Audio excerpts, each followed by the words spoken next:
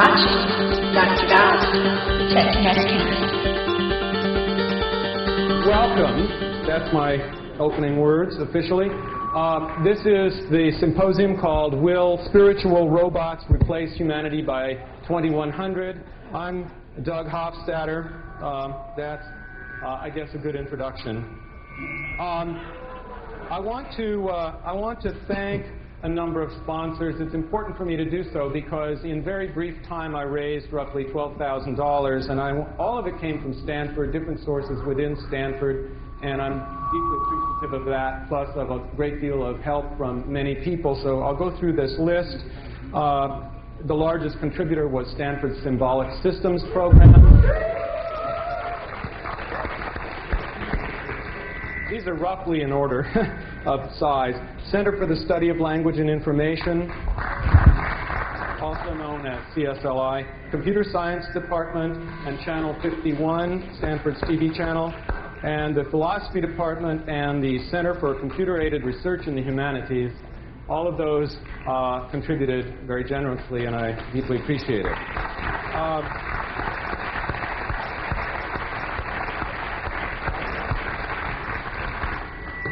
Then for a lot of legwork and lots of work, just people taking care of things, the Graduate School of Business Futurist Club.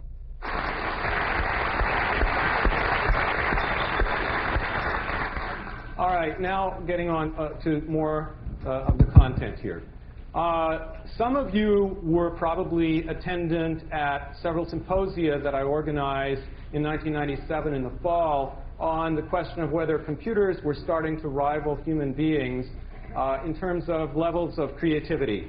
Those symposia were quite well attended. Some of you might remember that Steve Martin came up and was in the one about humor. It was quite a set of symposia, very fascinating. And that was about the past, or you could say the past up until the present. It was what has happened so far. This symposium, by contrast, although it's related, is now looking into the future where it's very murky. The past also is very murky because claims about what things have done and what things even do in the present are still very murky, very hard to figure out. But the future, needless to say, is far murkier. And so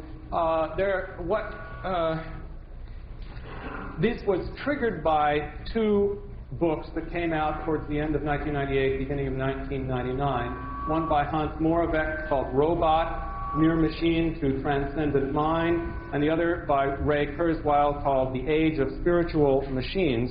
And I invited both of them to come. And then after that, things just sort of came together in an interesting manner. It was obvious to me that there were many people who had thought about these kinds of matters. Kevin Kelly, for example, had written a book, quite a wonderful book called Out of Control, about how biology and technology are coming to merge. Kevin mentioned to me he is associated with Wired, and he mentioned that Bill Joy had an article that was coming out in an upcoming issue of Wired. Little did I know that it was going to be the cover article, let alone a national newsmaker. So that was quite an important thing, and I was very happy to get Bill Joy to come. My old friend John Holland from the University of Michigan, who invented the notion of genetic algorithms, seemed a natural because he had thought about evolution taking place within the medium of computers for longer than anyone had. Frank Drake from the Search for Extraterrestrial Intelligence Institute has thought about life in other forms for most of his career, and he seemed a natural as well. John Koza, who actually got his PhD studying with John Holland, has studied a rather remarkable type of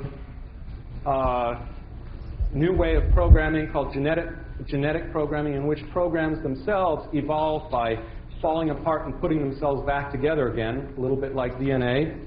And Ralph Merkel is one of the nation's premier nanotechnologists, and all of this is connected with many kinds of new technologies, nanotechnology not the least, And so I tried to represent people from all of these different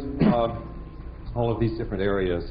And that's how I drew together my set of people. I did not deliberately, or I deliberately did not include among my panel what I would call naysayers. That could be another interesting panel, but it was not the purpose of this panel. That is, people who think that it is impossible for other media, other substrates to support consciousness or even intelligence.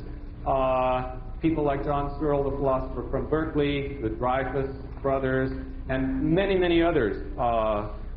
Penrose from England, the Emperor's New Mind, such people. I didn't want to include that kind of a black and white distinction. I feel that this is a question of shades of gray, and I wanted to know what shade are we at, how fast is the shade of gray changing, not what, I didn't want to argue black and white. So that's how my choice was made.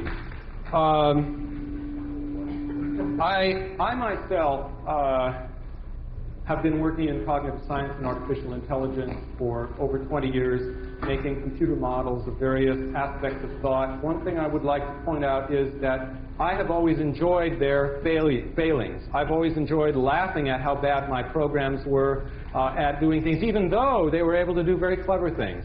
It was always clear to me that they were pathetically rigid despite having achieved some kind of level of flexibility. This, to me, was exciting. The fact that they were failing was exciting, amusing, delightful, and encouraging about the complexity of the human mind. Something started to change in my mind maybe 3-4 years ago, maybe 5 years ago, when I first heard about David Cope's computer program called EMI, standing for Experiments in Musical Intelligence, which I won't go into it at all. One of our symposia in 1997 was devoted fully to EMI. But it's about imitating style. I know that Ray Kurzweil, when he was a high school kid, actually studied the imitation of musical style. Dave Cope took this further than anyone could possibly have imagined and has worked on his program for some 20 years. It produces, I will call them for shorthand, new Mozart symphonies, new Bach inventions, new Chopin mazurkas, new Mahler operas, new Gershwin tunes, etc., etc. You can take that with a grain of salt if you wish, and you should to some extent. But the point is that it has also fooled people at the top-ranked music schools in the country, such as Indiana University, where I come from, the Eastman School of Music. Most of them got fooled by an Emmy mazurka, thought it was real, the faculty in composition and in theory. So it's not a joke. And I was very surprised by this and disturbed, because to me music has always been sort of the highest of arts. That was a few years ago. I still was not really all that perturbed, but then came out these two books, which portrayed very fantastic scenarios coming to take place within the next century, roughly, thanks to what Ray has called something like the law of accelerating returns, which is a kind of a generalization of Moore's law. And I'd like to put up a transparency that suggests the meaning of Moore's law. It's basically, it started out in about 1965 talking about how many transistors you could pack into a square inch. And if you take the law